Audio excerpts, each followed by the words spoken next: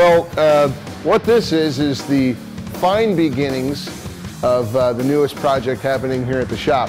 This is a 66 Fastback Mustang, and for all you original car lovers, yes, we're carving up an absolutely mint. It's an original Fastback 6-cylinder car, but it's been in storage for about 20 years plus. It is absolutely perfect. And nothing we can find on this car that's ever been modified, changed, no body work, no dents, no rust in the floor pans, nothing. It's a wonderful place to start a project, actually. The plan, which you're going to be watching as we transform the car over the year, is we're kind of mixing and matching with some design styles, which I love to do to keep everybody kind of on their toes and keep the design element fresh. We're going to be doing, we're going to be borrowing from the 65 Shelby R, the race model, which obviously they modified the factory version for high performance, and they also lightened a lot of things up. You should know by now that more horsepower is handy to move more weight. So if you can eliminate weight, you can do a lot more with the existing horsepower, let alone if you add horsepower. So we're going to be doing a lot of things on the car for weight savings to give us an advantage over the good old problem of gravity.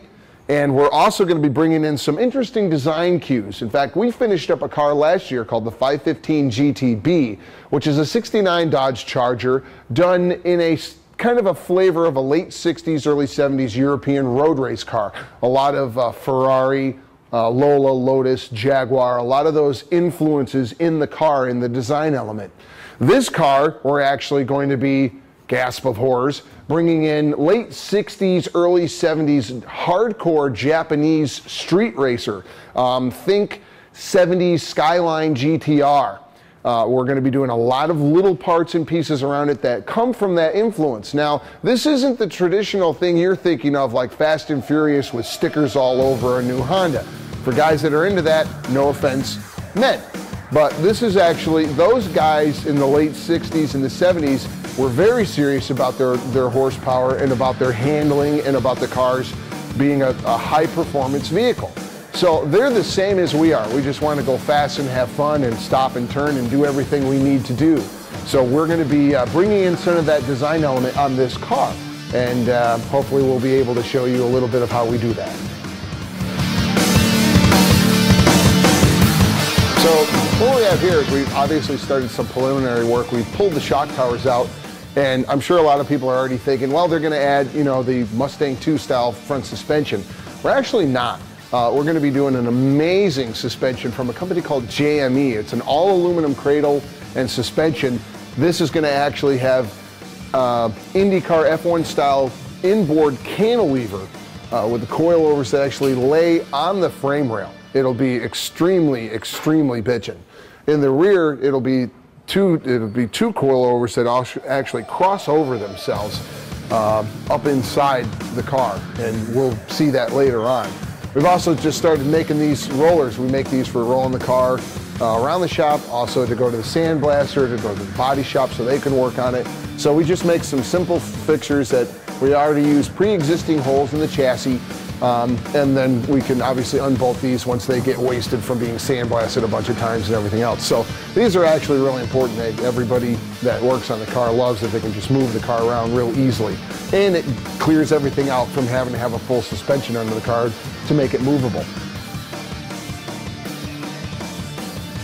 Well, again, you can see more of the preliminary work that we've started. We've pulled out this whole, this upper cross member brace also held the top of the shock absorbers.